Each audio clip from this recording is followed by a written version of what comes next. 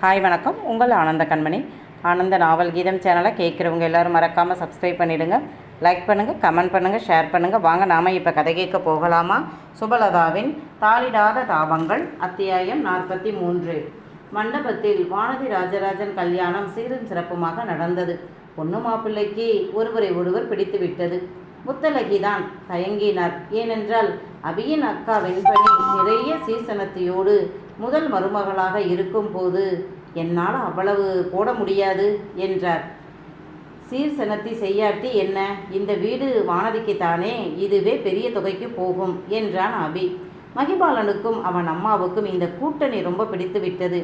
பணம் காசு என்று போய் வெண்பணியை கட்டி உடனே தனி குடித்தனம் போய்விட்டான். அப்படி போனதால் தான் குடும்பமாக இருக்கிறான். இல்லைனா அத்துக்கிட்டு போயிருப்பா அவன் பொண்டாட்டி. மகிபாலனுக்கும் அவன் அம்மாவுக்கும் வேலனின் குடும்பம் பற்றி நன்றாக தெரியும்.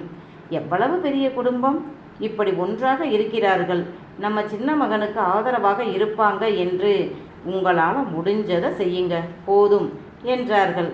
அப்புறம் என்ன, நதியும் வானதியும் வேலையை விட்டு விட்டார்கள். வானதி திருமணம் முடியும் வரை நாம் இங்கே இருப்போம் என்றான் அபி. சரி என்றாள் நிலா. இருவரும் இப்போது சகஜமாக பேசிக்கொண்டார்கள்.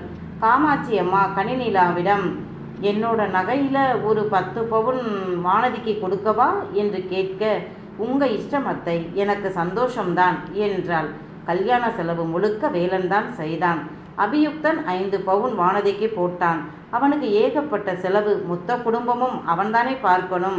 இந்த நகை விஷயம் வெண்பணி மூலம் விஜயாவுக்கு தெரிந்து யாருக்கு யாருடா நகை போடுறது என்று அம்மாவும் மகளும் ஃபோனில் கத்த, ஃபோனை ஆஃப் பண்ணிவிட்டான் வேலன். அபி மனைவிகளை சமாதானப்படுத்தி விசாகனை இந்த திருமணத்திற்கு இருவரும் சென்று அழைத்தார்கள்.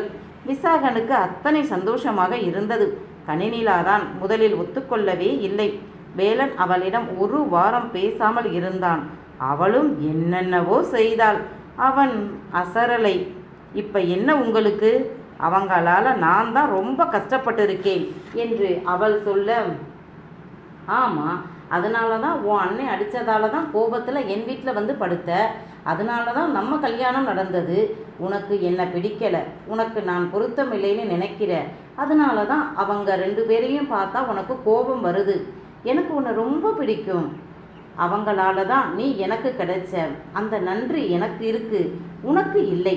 இப்போ தானே தெரியுது உனக்கு என்ன பிடிக்கலைன்னு என்று வேலன் முறுக்கி கொள்ள, டே கருப்பா, என்னடா ரொம்ப துள்ளுற, எனக்கு உன்னை எம்புட்டு பிடிக்கும்னு காட்டவா என்று கனிநிலா அவன் அருகே வர, வேண்டாமடி, எனக்கு 3 பிள்ளை போதும், விலகுடி என்று ஓடிவிட்டான். ஒரு வழியாக மச்சானை கூப்பிட்டு வந்தார்கள். மாதங்கி காரி 2 நாத்தனாரும் இப்போ நல்ல வசதியாக இருக்காளுக. சொந்தக்கார மாமா மகளுக்கு லட்சமாக செலவு பண்ணி கல்யாணம் பண்ணுறாளுக. நாளைக்கு அண்ணனை வைத்தாவது நம்ம பிள்ளைகளுக்கு செய்வார்கள். 2ம் பொண்ணா பெற்று வச்சிருக்கேனே என்று நாத்தனார்களிடம் அடங்கி போனாள். வெண்பணி தம்பியிடம் முகத்தை தூக்கி கொண்டு போனாள். அவன் கண்டுகொள்ளவே இல்லை. தம்பியிடம் சொத்தை பிரித்து கொடுத்து விட்டான். பாதி தோப்பு எனக்கு வேண்டும் என்று சொல்லி வாங்கி முத்துவிடம் பொறுப்பை கொடுத்தான். தம்பி என்று இவனிடம் விட்டால் 10 பைசா லாபம் காட்ட மாட்டான் என்று கொடுக்கலை.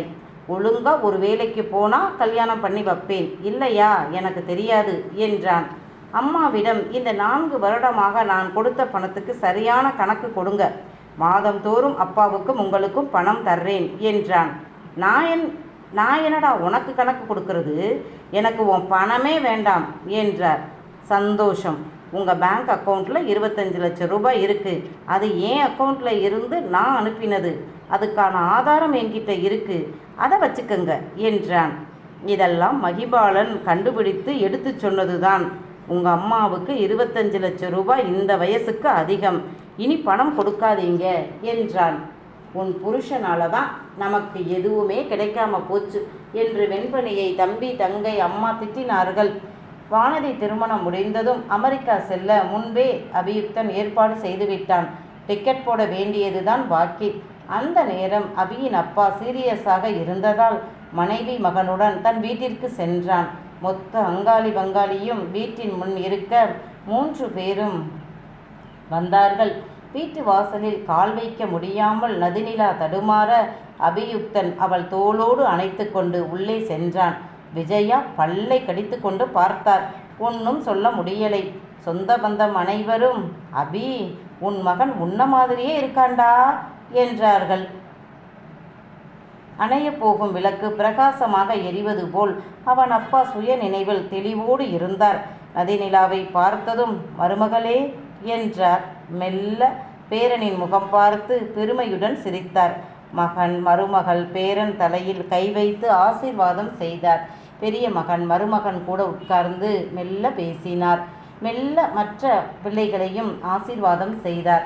அபியுக்தன் அறையில் கர்ப்பமாக இருக்கும் வெண்முகிலும் அவள் கணவனும் இருக்க, வெண்பனி சட்டமாக இன்னொரு அறையில் பிள்ளைகளுடன் இருக்க, என்னடி நீ என்ன புது பொண்ணா இப்படி அறைக்குள்ளே வந்து உட்கார்ந்துருக்க என்று மகிபாலன் கேட்க, ஏன் அவ மட்டும் என்ன புது பொண்ணா என்று வெண்பனி முறைக்க, அண்ணா நானும் நந்துவும் முத்தத்தில் தானே இருக்கிறோம், ஒன்றும் பிரச்சனை இல்லை என்று சொல்லிவிட்டாள் நதிநிலா. கிராமங்களில் இது ஒன்று. இப்படி பெரியவர்கள் இன்றோ நாளையோ என்று இழுத்து கொண்டு இருக்கும்போது சொந்த பந்தம் கூடிவிடும். வருபவர்களுக்கு நேரத்துக்கு தகுந்த மாதிரி காபி, டீ, ஜூஸ், மோர், சாப்பாடு போடணும். விஜயா யாருக்கு வந்த விருந்தோ என்று கணவருக்காக பின்புறம் இருந்த தாழ்வாரத்திலேயே இருந்துவிட்டார். மதியுக்தன் எதையும் கண்டுக்காமல் போய்விட்டான். அபி, சாப்பாடு போடணும். இத்தனை பேருக்கு எடுப்பு சாப்பாடு போட முடியாது. சமையலுக்கு ஆள் வரச் சொல்கிறேன் என்றார் மகிபாலன். வேண்டாண்ணா, நானே சமைக்கிறேன் என்றாள் நதிநிலா.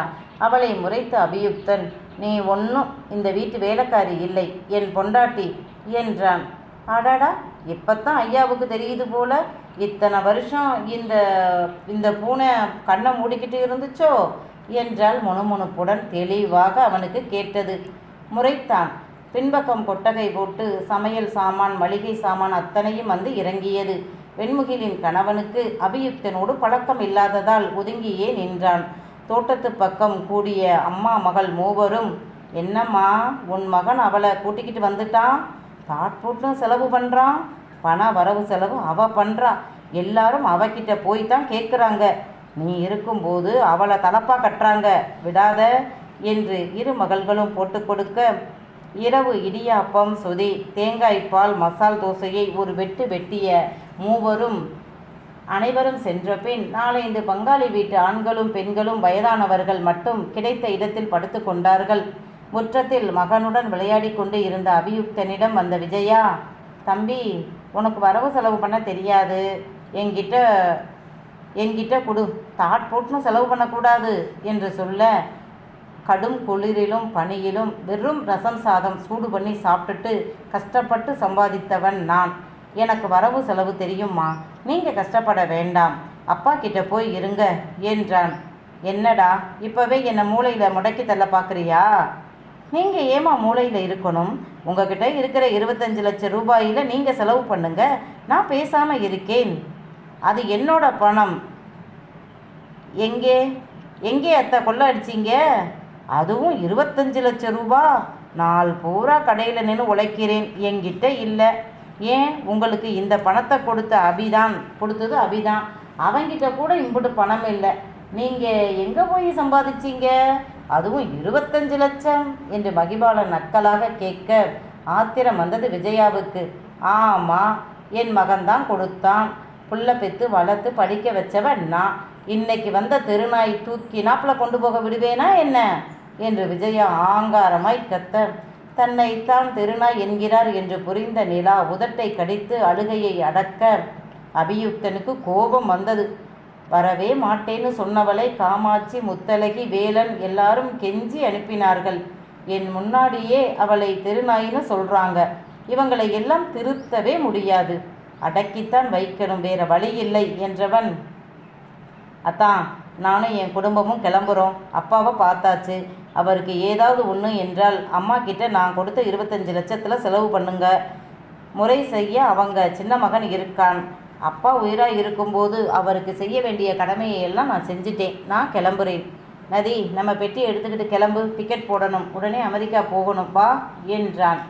இதை கேட்டதும் அபியின் நோக்கம் புரிந்த மகிபாலன், அதுவும் சரிதான் மச்சான், நீ கிளம்பு, அவங்க பார்த்துக்குவாங்க என்றதும், அடியே பனி, உன் புருஷன் வாயை மூடச் சொல்லு. என் குடும்ப விஷயத்தில் இவர் எதுக்கு தலையிடுறாரு? நாங்கள் அம்மா மகன் அடிச்சுக்குவோம், பேசிக்குவோம். இவருக்கு என்ன? மாப்பிள்ளையா லட்சணமாக வந்தமா போனோமான்னு இருக்க சொல்லு என்று விஜயா எகிற, விஜயா நாக்க அடக்கி பேசு. அவர் இந்த வீட்டு மாப்பிள்ளை, இந்த குடும்பத்துக்காக அத்தனை செஞ்சிருக்காரு. அவரை பேசினா நாங்கள் சும்மா பார்த்துக்கிட்டு இருக்க மாட்டோம். என்னோட சொந்தம் இந்த பிள்ளை. நான் தான் உன் குணம் தெரிஞ்சு உன் மகளை அந்த புள்ள தலையில் கட்டினேன். இப்போ அவரை அவமானப்படுத்துறியா? உறவுக்கார மரகத பாட்டி குரலை உசத்த விஜயா வாயை மூடிக்கொண்டார். என்னமோ பண்ணுங்க, எனக்கென்ன என்று கணவன் இருந்த பக்கம் போய்விட்டார்.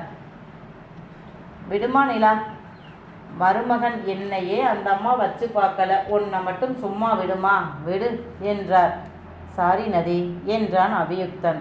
டே மச்சான், சாரி கேட்க ஆரம்பிச்சா நீ அமெரிக்கா போகிறதுக்குள்ள சாரின்ற வார்த்தையே உனக்கு சலிச்சு போகும். விடு, ஊருக்கு போன பிறகு சாஷ்டாங்கமாக காலில் விழுந்துரு என்று மகிபாலன் சொல்ல, அனுபவம் பேசுது போல என்று அபி சொல்ல, இல்லைன்னா உன் அக்காவோட இத்தனை வருஷம் குப்பை கொட்ட முடியுமாடா என்று மனைவியை பார்க்க முறைத்து கொண்டு போனாள் வெண்பனி. அன்று இரவு பெரியவர் மீண்டும் கண்விழிக்காமல் உணர்வற்று கிடந்தார். உறவுக்காரர்கள் வந்து சென்றார்கள். வேலன் குடும்பத்துடன் வந்து பார்த்தான். காமாட்சியையும் அவருடைய வைர முகப்பு வைத்த சங்கிலியையும் கனிநிலாவின் வைர நகைகளையும் கண்டதும் வழக்கம்போல் விஜயா உறவு கொண்டாட அபி தலையில் அடித்து கொள்ள மகிபாலனும் நதிநிலாவும் நக்கலாக சிரித்தார்கள். வெண்பனியும் வெண்முகிலும் நிலாவிடம் முகத்தை திருப்பிக் கொண்டு போனாலும் அபிநந்தனிடம் பிரியமாக நடந்து கொண்டார்கள். மதியுக்தன் நந்தாவை தூக்கி வண்டியில் வைத்து கொண்டு போய் தோப்பில் விட்டான். கூடவே அக்கா பிள்ளைகளும் வர அவர்களை பார்த்து கொண்டான். நிலாவிற்கு சற்று நிம்மதி. தன்னை ஒதுக்கினாலும் தன் பிள்ளையை அவர்கள் ஒதுக்கலையே என்று நினைத்தாள். வீட்டு மருமகளாக வந்தவர்களை கவனித்தாள். கணக்கு வழக்கு பார்த்தாள். 2ஆம் நாள் பெரியவர் இறைவனடி சேர்ந்தார். அனைவரும் சேர்ந்து அவரை நல்லடக்கம் செய்தார்கள். மாதங்கி அம்மா அப்பாவோடு வந்தாள். 11 பவுன் தாலி செங்கிலியுடன் அபியுக்தன் மனைவியாக கம்பீரமாக அந்த வீட்டில் நடமாடினாள். சொந்தக்காரர்கள் அனைவரும் அவளை மதித்து மரியாதையாக அந்த வீட்டுக்காரியாக நடத்த, இவளுக்கு இந்த வாழ்க்கை என்னால் வந்தது. அன்னைக்கு மட்டும் நீங்களும் உங்கள் அம்மாவும் தயங்கின மாதிரி நானும் தயங்கி இருந்தா இவ இப்படி வசதியாக இருப்பாளா என்றாள் மாதங்கி.